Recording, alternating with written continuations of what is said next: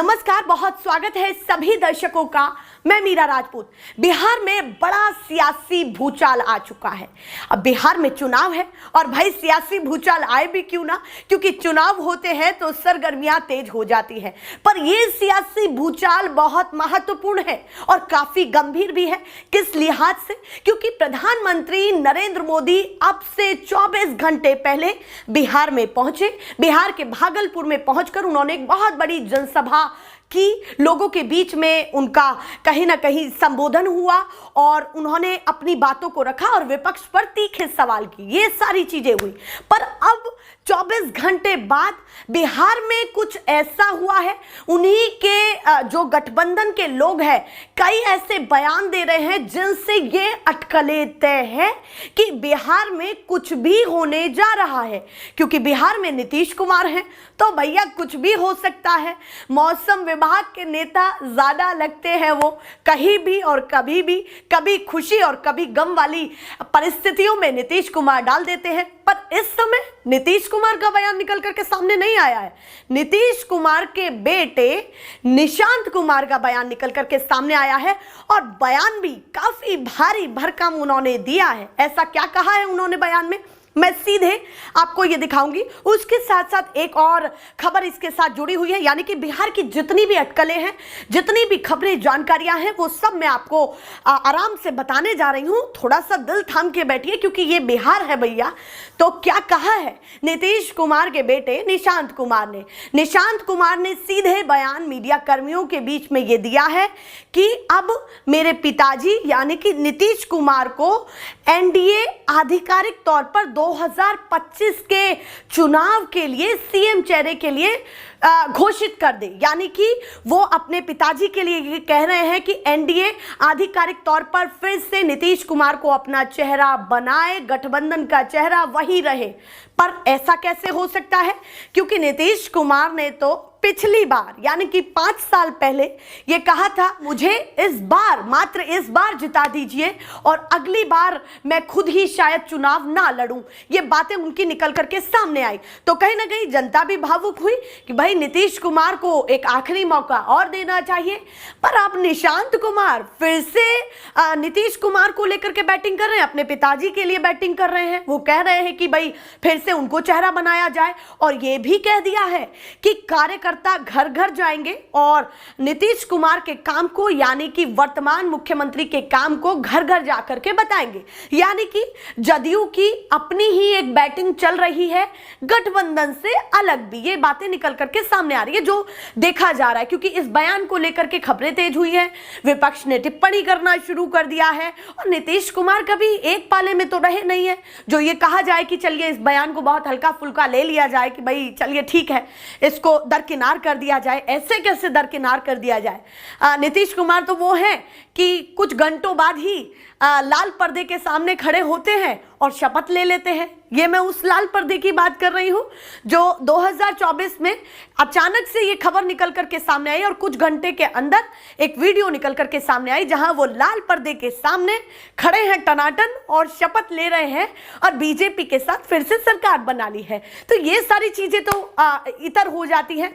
पर यहां पर निशांत कुमार का बयान मैं इसलिए कोट बार बार कर रही हूं और महत्वपूर्ण कह रही हूं क्योंकि अगर बीजेपी ने, आप थोड़ा सा सोचिए कि अगर बीजेपी ने नीतीश कुमार को चेहरा नहीं बनाया तो फिर क्या होगा? नीतीश कुमार तो बगावती नेता हैं, कहीं भी कभी भी, जो मैंने कहा, कहीं भी चले जाते हैं, या फिर वो पहले ही समझ चुके हैं कि कुछ भी हो सकता है। तो मैं पहले ही धीरे धीरे इन सारी खबरों को या जानकारियों को जनता के बीच में रखूं कि भाई मैं फिर से मैं चाहता हूं कि मैं इस राज्य का मुख्यमंत्री बनके सामने आऊं। तो ये सारी चीजें हैं क्योंकि बीजेपी के सीएम पद के इतिहास को फिलहाल के, वर्तमान के या फिर भूतकाल के, अभी रिसेंट के उठा करके देखें तो महाराष्ट्र के चुनाव की बात मैं कहूं, जब वो जीते, बीजेपी जीती, तो उन्होंने एकनाथ शिंदे को दरकिनार कर दिया और वो उप मुख्यमंत्री बन गए। आप सोचिए कि मुख्यमंत्री रहने वाला शख्स अब उप मुख्यमंत्री है महाराष्ट्र में।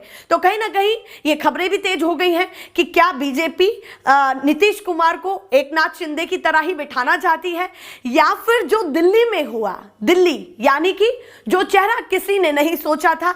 ये सोचा कि चाहे आम आदमी पार्टी जीते चाहे बीजेपी जीते, उनमें से चुनिंदा चेहरे ही हैं। आम आदमी पार्टी से अरविंद केजरीवाल हैं और ज्यादा से ज्यादा जो अटकलें एक महिला चेहरे को लेकर के लगाई गई थी वो आतिशी है।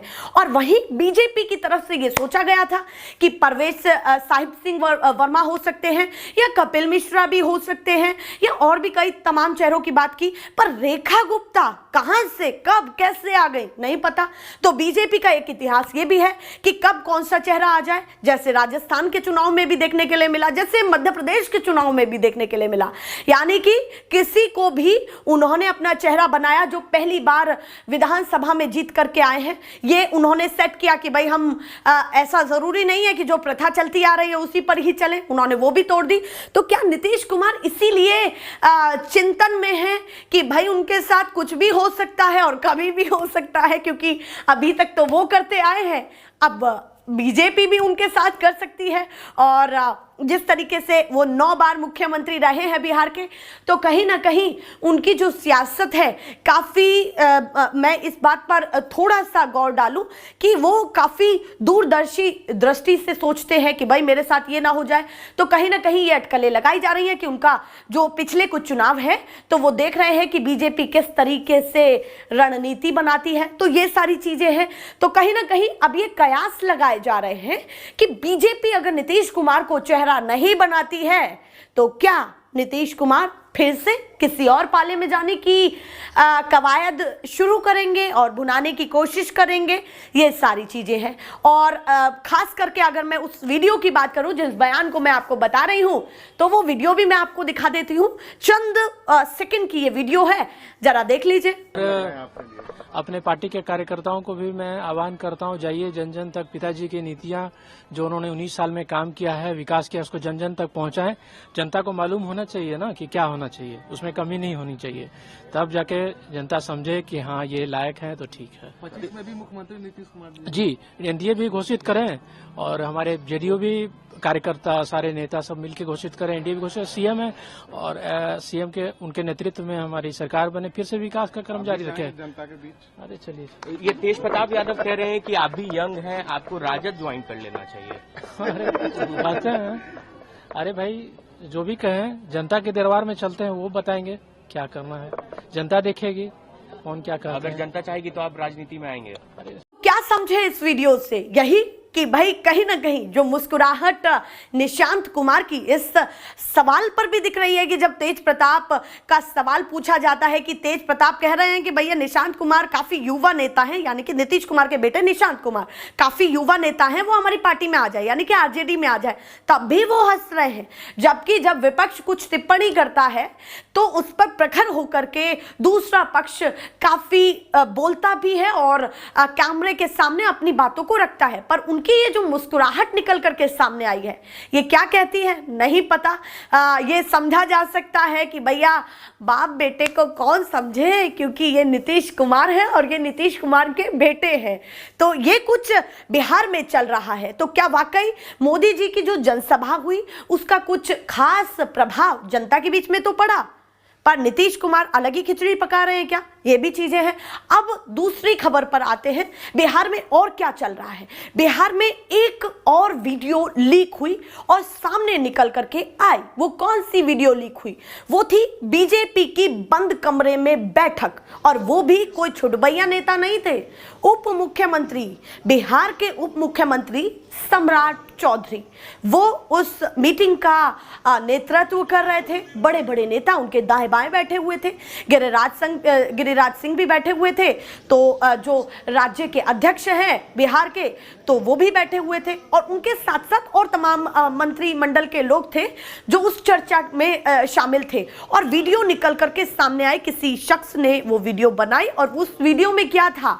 वो ये था कि सम्राट चौधरी बीजेपी के कद्दावर नेता और बिहार के उप मुख्यमंत्री ये कह रहे हैं कि तेजस्वी यादव पर बोलने से हमें नुकसान होगा, उन पर मत बोलिए, लालू यादव पर बोलिए। और ये किससे कह रहे हैं सम्राट चौधरी? ये गिरिराज सिंह से कह रहे हैं, क्योंकि गिरिराज सिंह से उनकी बातचीत चल रही थी। उस बातचीत के दौरान ये कहा गया, गिरिराज सिंह से वो कह रहे थे कि नहीं तेजस्वी यादव पर हमें नहीं बोलना है, उन पर बोल करके हमें नुकसान होता है, यानी कि एनडीए गठबंधन पर नुकसान दिखाई देता है, लालू यादव पर बोलिए। तो ये सारी स्ट्रेटेजी निकल करके सामने आई बीजेपी की। कर तो हालांकि विपक्ष भी रहा होगा कुछ ना कुछ, पर बीजेपी की ये वीडियो निकल करके सामने आई।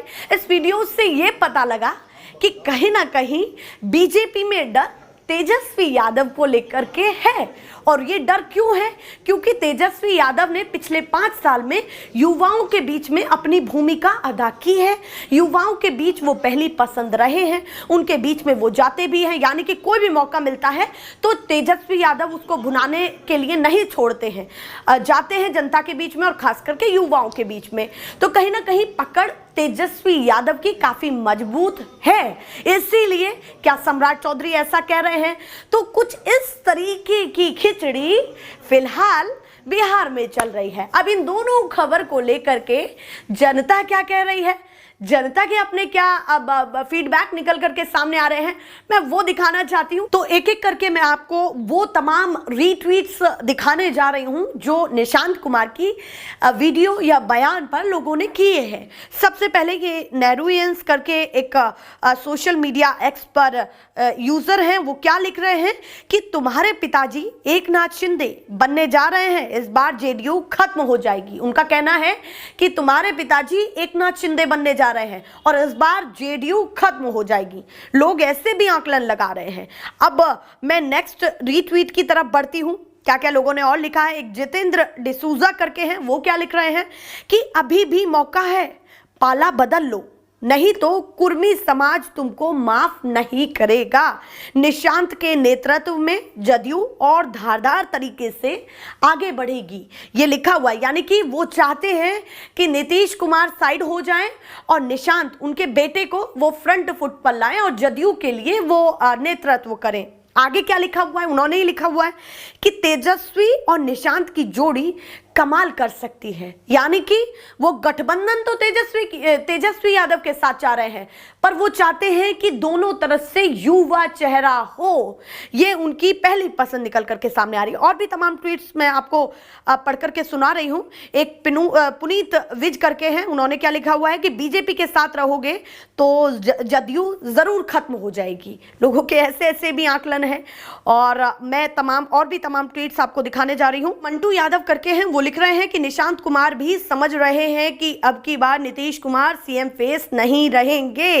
ये तमाम चीजें निकल करके सामने आ रही हैं। एक और बयान है, भैया अपने पिताजी से कहो बीजेपी को साथ में ले ले या बीजेपी के साथ हो ले तो पूरा बहुमत आ जाएगा।